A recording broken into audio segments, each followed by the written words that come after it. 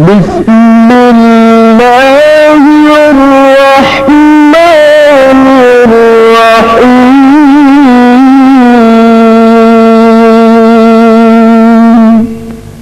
شروع کرتا ہوں اللہ کے نام سے جو نہایت مہربان اور رحم فرمانے والا ہے۔ اے خاص خاصان رسول، وقت دعا ہے، امت پہ تیری آ کے عجب وقت پڑا ہے۔ جو دن بڑی شان سے نکلا تھا وطن سے، پردیس میں وہ آج غریب الغربا ہے۔ جس دین میں تھے غیروں کے دل لا کے ملائے، اس دین میں خود بھائی سے اب بھائی جدا ہے۔ جو دین کے ہمدرد بنی نوع بشر تھا، اب جنگ و جدل چاروں طرف اس میں بپا ہے۔ فریاد ہے کشتی امت کے نگہباں، بیڑا یہ تباہی کے قریبان لگا ہے۔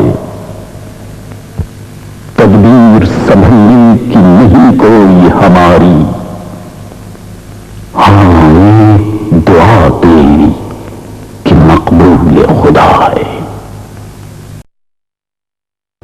اعوذ باللہ من الشیطان الرجیم،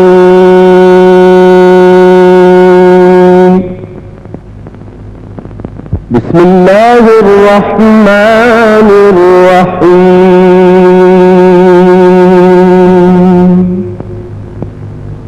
الحمد للہ رب العالمین،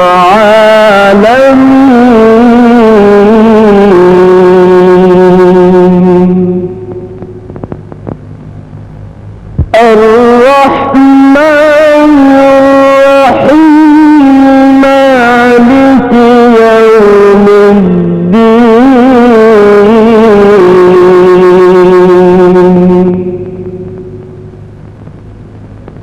إياك نعبد وإياك نستعين،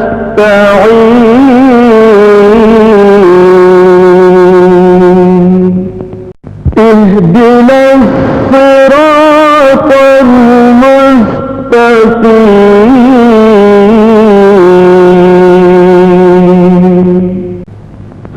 صراط الذين أنعمت عليهم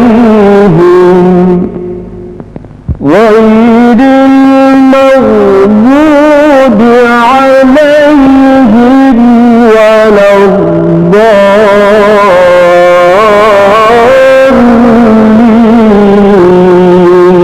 الضالين، آمين۔ یہ ہے وہ مقدس و مکرم شہر، سجدگاہ بنی آدم، مکہ مکرمہ، جہاں قریباً 4000 سال پہلے تپتی ہوئی ریت، جھلسی ہوئی پہاڑیوں اور بے آب و گیا میدانوں کے سوا کچھ نہ تھا۔ 4000 سال پہلے اسی وادی بطحا کی جلتی ہوئی زمین میں ابو الانبیاء حضرت ابراہیم علیہ السلام کے قدموں کو بوسہ دیا۔ اسی ویرانے میں خدا بزرگ و برتر کے حکم کی تعمیل میں حضرت ابراہیم نے اپنے پیارے بیٹے حضرت اسماعیل اور چہیتی بیوی حضرت ہاجرہ کو چھوڑا۔ حضرت ہاجرہ نے اپنے محبوب شوہر کا دامن تھام کر پوچھا، اس ہولناک ویرانے میں آپ ہمیں کس کے سہارے چھوڑے جا رہے ہیں؟ حضرت ابراہیم نے بھرائی ہوئی آواز میں جواب دیا، اللہ پر۔ پیغمبر کی زبان سے یہ الفاظ سن کر حضرت ہاجرہ نے فرمایا، اگر آپ نے ہمیں اللہ کے سہارے چھوڑا ہے تو جائیے، خدا ہمیں ضائع نہیں کرے گا۔ مکہ مکرمہ کے پہلو میں یہ ہے مینا کا وہ تاریخی مقام جو حضرت ابراہیم علیہ السلام کے دور میں غیر آباد تھا۔ ہزاروں سال پہلے کی بات ہے، حضرت اسماعیل کا بھی لڑکپن ہی تھا کہ خدا ذل جلال نے حضرت ابراہیم کو بیٹے کے قربانی کا حکم دیا. یہاں ہے منہر ابراہیم جو قربان گاہ حضرت اسماعیل ہے. یہاں ہے وہ جگہ جسے آج بھی آسمان چشم حیرت سے دیکھتا ہے. یہاں ہے وہ قربان گاہ جو ہزاروں سال سے خدا کی شان کریمی پر نذرانہ عقیدت پیش کرتی رہی. اسی پہاڑی کے دامن میں عشق الہی میں سرشار خلیل رب جلیل حضرت ابراہیم نے اپنے جگر گوشے کو لٹایا. آسمان سے جھانکنے والے فرشتوں کی نظریں ساکت ہو گئیں. کائنات کی نبضیں ڈوبنے لگیں. اچانک زمین و آسمان پر ایک لفظ طاری ہوا. پہاڑوں کے جگر کانپ اٹھے. یہ ہے مقتل اسماعیل جہاں وہ لیٹ چکے تھے. باپ نے چھری اٹھائی اور بیٹے کے گلے کو توڑ دی. آسمان کی بلندیوں سے ندا آئی. ابراہیم بس کرو, تمہاری قربانی قبول ہوئی. رحمت الہی جوش میں آئی اور اپنے بندوں کی اطاعت گزاری پر مسکرا اٹھی. جہاں حضرت اسماعیل لیٹے تھے اس جگہ دمبا ذبح ہو چکا تھا. حضرت ابراہیم خلیل اللہ اور حضرت اسماعیل ذبیح اللہ امتحان میں سرخ روح ہو چکے تھے. رب ذل جلال نے تعمیر کعبہ کا حکم فرمایا. ایک روایت کے مطابق سب سے پہلے خانہ کعبہ کی تعمیر حضرت آدم علیہ السلام کی پیدائش سے قبل ہوئی. حضرت نوح کے طوفان کے وقت آسمان پر اٹھا لیا گیا اور اب پروردگار عالم کے حکم سے حضرت ابراہیم خلیل اللہ اور حضرت اسماعیل ذبیح اللہ نے خانہ کعبہ کی تعمیر شروع کی, جس کا نقشہ حضرت جبریل علیہ السلام نے بتایا. جب بیت اللہ کی تعمیر مکمل ہو گئی تو باپ اور بیٹے نے خانہ کعبہ کا طواف کیا. رب العالمین کو اپنے پیارے بندوں کی ادائے شکرانہ کچھ ایسی پسند آئی کہ اس نے طواف کعبہ کو بنی آدم کی فلاح و نجات کا ذریعہ بنا دیا اور حکم دیا کہ تمام بنی آدم کو اس مرکز توحید پر جمع کرو. حضرت ابراہیم اللہ کے حکم سے جبل ابو قبیس پر چڑھے اور دنیا کے بسنے والوں کو حج کی دعوت دی, جس کو آسمان اور زمین کے درمیان ہر چیز نے سنا اور لبیک کہا. لبیک اللہم لبیک, لبیک اللہم لبیک, لبیک لا شریک لک لبیک, ان الحمد والنعمت لک والملک لا شریک لک.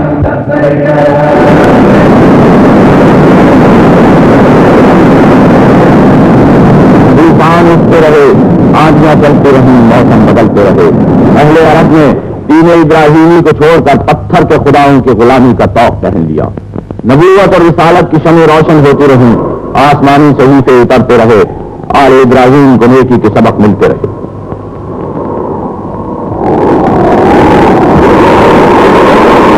ظلمت کی آندیاں روشنی پر جھپٹی. بنی اسرائیل نے بیت المقدس کے ہیکل سلیمانی کو بت کدے میں تبدیل کر دیا. لوح تقدیر پر یہود کا گناہ لوہے کے قلم اور ہیرے کی نوک سے لکھا گیا. نور و ظلمت کی اس کشمکش میں ابن مریم نے توحید کی مشعل جلائی. یہود نے وقت کے مسیحا کے خلاف ناپاک سازش کی اور خدا کی حکمت نے حضرت عیسیٰ کو مرگ صلیب سے بچا لیا. لیکن خدا کا گھر 360 بتوں کا مسکن بن گیا. وقت گزرتا گیا اور ایک بار پھر پوری دنیا ظلمت کی تاریکیوں میں ڈوب گئی.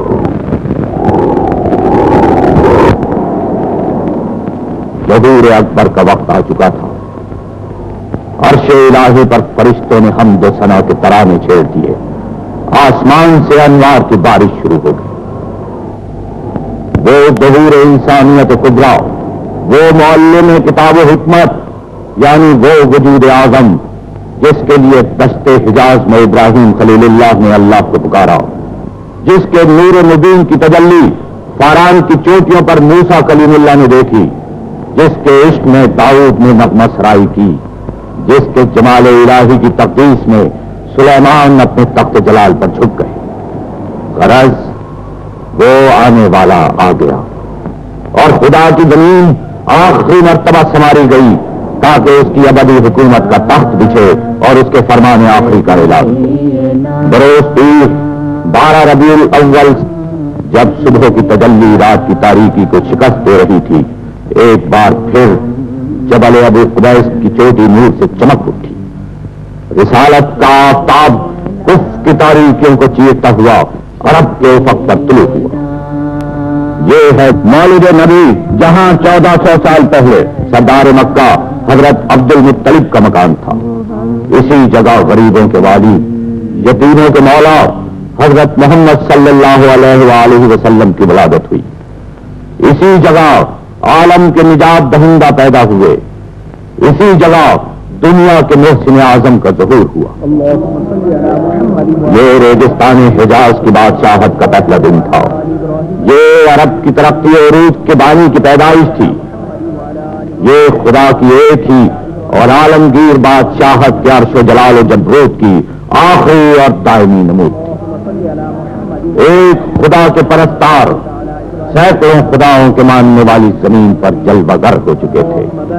کچھ ہی عرصے بعد شاہ یثرب سردار مکہ حضرت عبد المطلب کے پوتے فخر بنی ہاشم حضرت ابو طالب کے بھتیجے امین نور آدم حضرت عبداللہ کے فرزند اور سیدہ و طاہرہ بی بی آمنہ کے لال کو دائی حلیمہ سعدیہ کی گود میں دے دیا گیا۔ خوش نصیب حلیمہ عرب کے در یتیم کو، بنی ہاشم کے چاند کو، قومین کے سردار کو اپنے بازوؤں میں سمیٹ کر اپنے سینے سے لگا کر بنی سعد کے قبیلے کی طرف روانہ۔ نخلستانوں میں باد بہاراں چلنے لگی۔ حلیمہ سعدیہ دنیا کے نجات دہندہ کو اپنی گود میں اٹھائے چراگاہوں کی سیر کرتی۔ وہ کتنی خوش نصیب تھیں، حضور سرور کائنات ان کی آغوش میں کھیلتے، ان کے سامنے گھٹنے چلتے، ان سے بولنا سیکھتے۔ اور اسی طرح 5 سال گزر گئے۔ 5 سال بعد حلیمہ سعدیہ نے بنی ہاشم کی امانت لوٹا دی۔ رحمت الہی پھر جناب عبد المطلب کے گھر میں واپس آ گئی۔ سرور کائنات 6 برس کے ہو گئے۔ جناب آمنہ اپنے لال کو لے کر اپنے مرحوم شوہر جناب عبداللہ کی قبر پر آنسوؤں کا نذرانہ پیش کرنے آئی۔ جو حضور کی ولادت سے پہلے ہی بیٹے کو داغ یتیم دے کر مدینے میں انتقال کر گئے تھے۔ اپنے یتیم بیٹے کو باپ کی آخری آرام گاہ دکھا کر حضرت بی بی آمنہ مکے کی طرف روانہ ہوئی۔ وہ مدینے سے جذبات کا ایک طوفان لے کر واپس جا رہی تھی۔ جگر پر غم کی چوٹ، دل پر شوہر کی جدائی کا داغ، اور گود میں وہ در یتیم جو پیدا ہونے سے پہلے ہی باپ کی شفقت سے محروم ہو گئے تھے۔ ماں کے دل میں جذبات کا طوفان امن رہا تھا۔ مامتا فکر و پریشانی کے بھنور میں گردش کر رہی تھی۔ سفر مکہ جاری تھا کہ یکایک جناب آمنہ بیمار پڑ گئی۔ حالت بگڑنے لگی۔ قافلہ منزل سے بہت دور مستورہ کے نواح میں ابوا کے مقام پر رک گیا۔ موت نے دامن پھیلا دیے۔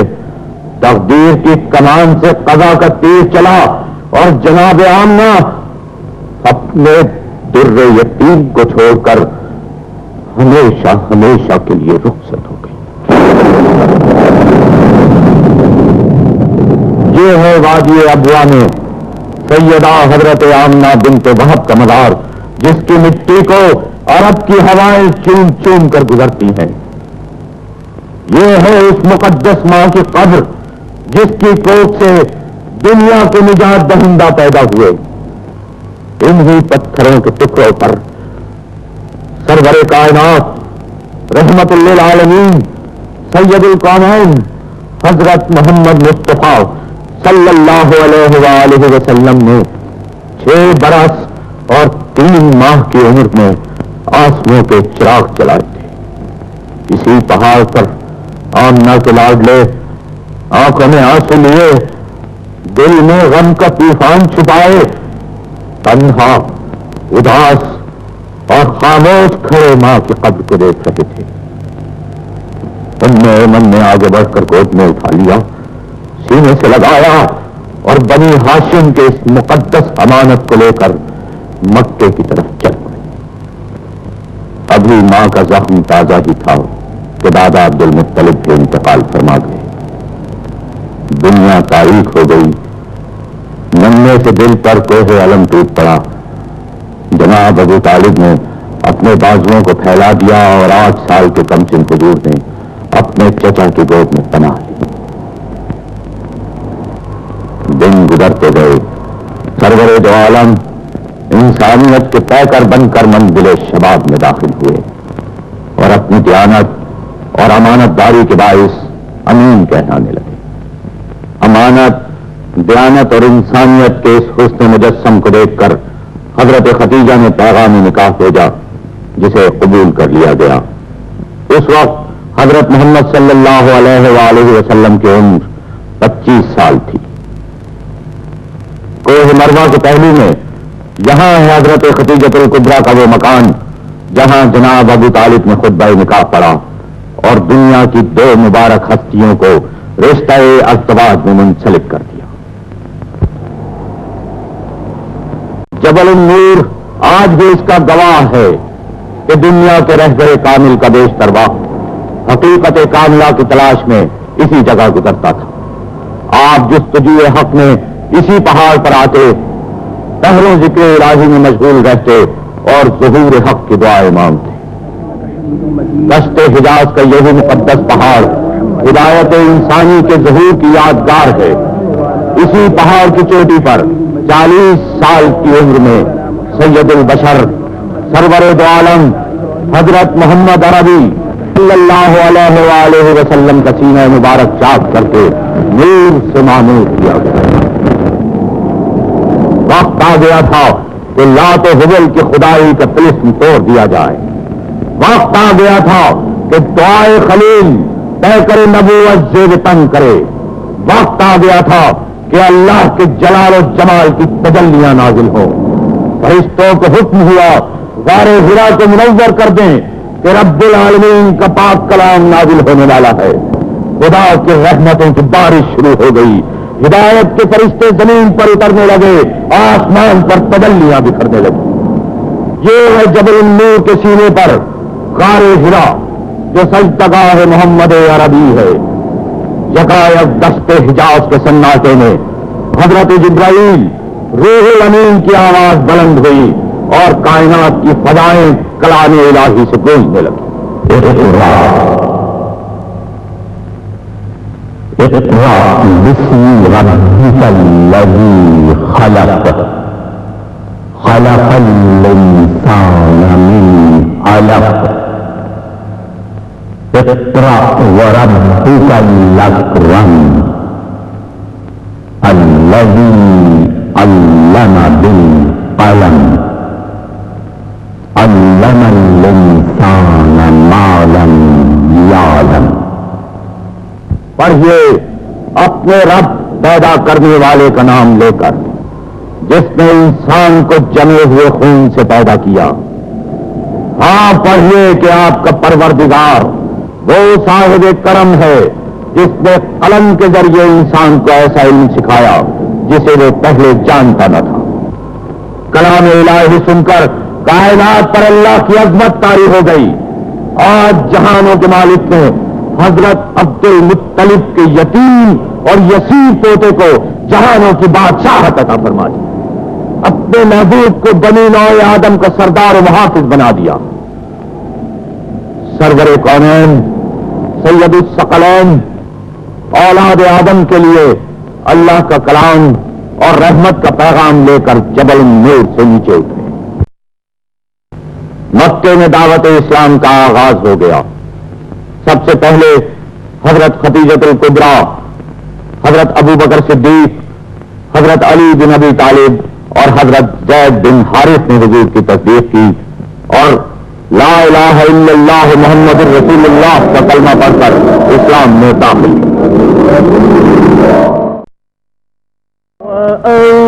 وأنذر عشيرتك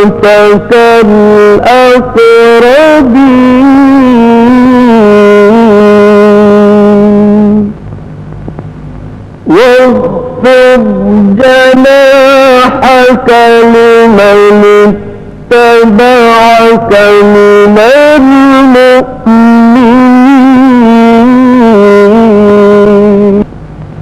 نبوت کا تیسرا سال شروع ہو چکا ہے. اللہ کے حکم سے رسول برحق نے اپنے خاندان کو جمع کیا تاکہ دعوت اسلام دیں.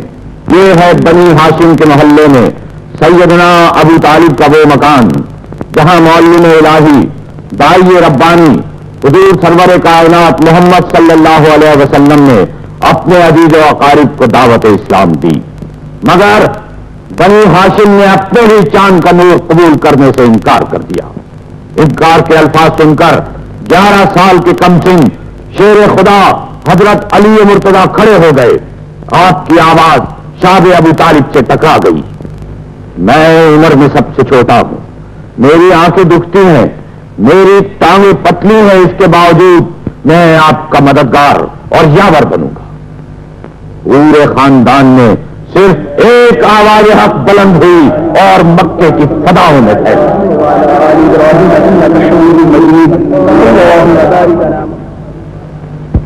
اسی سال رسول اللہ صلی اللہ علیہ وآلہ وسلم نے صفا کی بلندیوں سے عرب کے بت پرستوں کو خدا وحدہ لا شریک کا پیغام سنایا.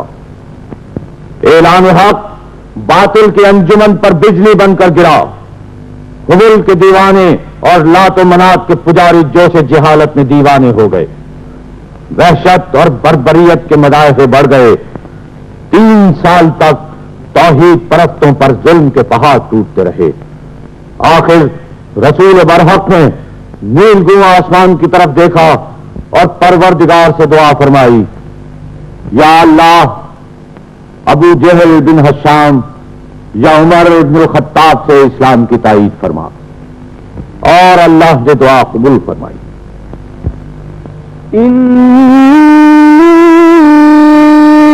أنا ربك فاخلع عليك. نبوت کے 6 سال حضرت ارقم کے مکان میں فاروق اعظم حضرت عمر بن خطاب حلقہ بگوش اسلام ہوئے. یہی مکان سب سے پہلے اسلام کا مرکز تبلیغ بنا. اسی مکان سے اللہ اکبر کا فلک شگاف نعرہ بلند ہوا اور اسی مکان سے سب سے پہلے اعلانیہ اسلام کے پرستار دین محمدی کے جانثار جلوس کی شکل میں بارگاہ بدی میں جھکنے کے لیے مکے کے انہی بازاروں سے بیت اللہ کی طرف روانہ ہوئے. مسلمانوں کے جلوس میں رسالت کا چاند نور پھیلاتا ہوا جا رہا تھا. آگے آگے حضرت عمر الٹے پاؤں بآواز بلند کہتے ہوئے چل رہے تھے, ہم دین حق کے پرستار بیت اللہ کی نماز پڑھنے جا رہے ہیں, کسی میں ہمت ہے تو ہمیں روکے. لیکن کس کی ہمت تھی کہ اللہ کے اس بکھرے ہوئے شیر کے سامنے آئے. دین حق کے پرستاروں کا جلوس نعرہ حق لگاتا ہوا نہایت تجھ کو احتشام کے ساتھ انہی بازاروں سے گزرتا ہوا حرم شریف میں داخل ہوا. حرم میں قریش کو دیکھ کر ایک بار پھر حضرت عمر کی گرجدار آواز کعبے کی دیواروں سے ٹکرائی, جسے اپنی بیوی کو بیوہ اور بچوں کو یتیم کرانا ہے وہ آگے بڑھے. مگر کفار مکہ اس وقت دم ساتھ کر رہ گئے.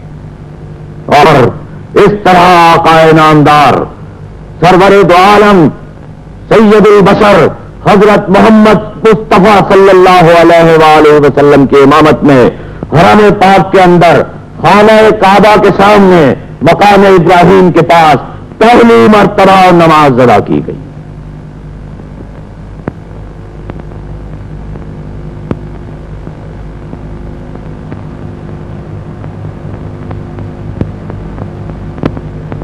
یہ ہے مینا کا وہ تاریخی مقام جہاں چشم آسمان میں حضرت اسماعیل علیہ السلام کی قربانی کا دل ہلا دینے والا واقعہ دیکھا تھا.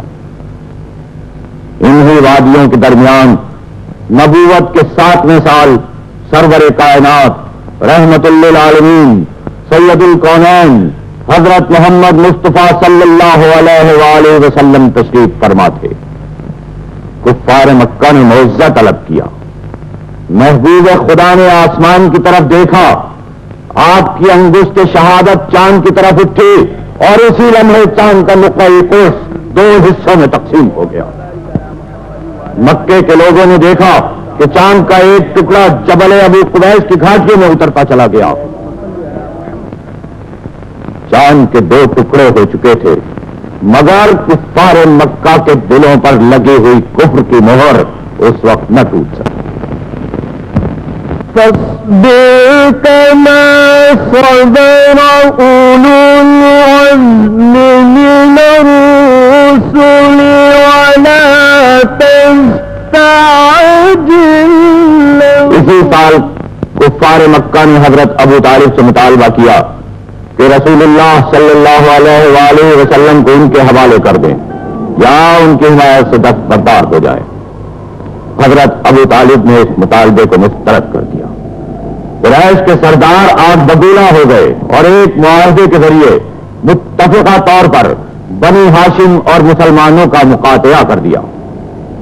یہ وہ شعب ابو طالب جہاں 1400 سال قبل صرف ویران پہاڑیاں اور گھاٹیاں تھیں۔